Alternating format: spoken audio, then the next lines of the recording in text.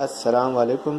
तो आज की वीडियो में आपको बताऊंगा कि किसी भी फॉल्टी वायर को अगर जैसे मेरे पास ये वायर है, मुझे पता करना हो कि ये सही है या नहीं, तो क्या तरीका आपको बताता हूँ। सबसे पहले तो आपने ये किया कि किसी भी एक एंड में ये लेफ़्ट या राइट में आपने ये पिन डाल दी और जो मीटर है उसको आप ले गए कंटिन्यूटी पे, और ये जो दूसरा हिस्सा है मीटर का इसको आप राइट एक किसी भी एक पे टच करें।